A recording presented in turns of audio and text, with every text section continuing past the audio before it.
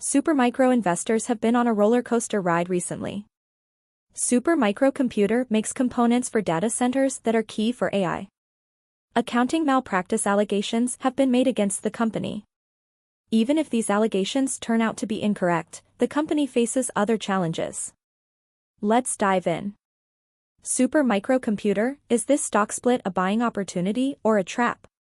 Welcome to Timely Investment Research. Supermicro Computer is a pretty complicated investment right now. On one hand, it makes server components and entire servers that are in massive demand thanks to artificial intelligence, AI. On the other hand, there are accounting malpractice accusations and a Department of Justice's DOJ probe that is investigating those concerns. Right now, the bear case outweighs the bull one, which is why shares of Supermicro, as the company is known, are down 60% from their all-time high set in March. Furthermore, the company has recently undergone a 10-for-1 stock split, a catalyst that usually causes a stock price to rise, not fall. So, is this a stock to stay away from? Or is it a chance to own an undervalued and potentially massive winner? Supermicro's product is at risk of being commoditized. Let's start with the business itself, and there may be other concerns to consider here, too. The space for Supermicro's products is rather saturated today as a result of many competitors. However, Supermicro has one key advantage: it has the most energy-efficient technology available. With energy being a significant operating cost for these servers, companies are considering the total cost of operation for them. This is pushing a massive amount of demand Supermicro's way. However, this isn't without its own problems. Supermicro's gross margin has collapsed due to its new liquid-cooled technology, as its supply chain has been bottlenecked for key components in these new systems. Management expects its gross margins to increase throughout fiscal 2025, ending June 30, 2025, driven by its customer mix and manufacturing efficiencies as it scales up manufacturing in Malaysia and Taiwan, which should alleviate the bottlenecks it's currently experiencing. While this may be true, something else could be happening here. When a product becomes commoditized, companies that make it have to start cutting margins to compete. This could be happening with Supermicro's business, which wouldn't bode well for the company, even if it has best-in-class products. This will be an important trend to watch over the next year, as a low gross margin could break the Supermicro investment thesis. Accounting malpractice allegations have triggered a government probe. Then there are the allegations and government probe.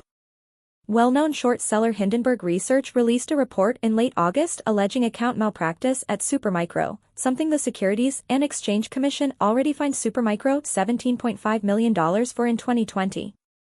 While Supermicro's management has denied these allegations, it didn't do itself any favors when it announced it was delaying filing its end-of-year Form 10-K with the SEC the day after Hindenburg's report was published due to assessing internal controls over financial reporting. It's worth remembering that Hindenburg is a short seller, and so it benefits when the stock price falls. However, these allegations were serious enough that the DOJ initiated a probe into Supermicro to determine whether they had merit.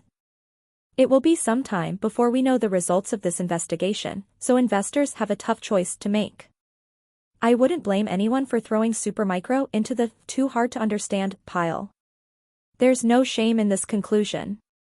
One of the greatest investors of all time, Warren Buffett, often does this with businesses he doesn't understand. With shrinking gross margins and an ongoing DOJ probe, there are certainly a lot of negatives surrounding Supermicro. But there are some positives too.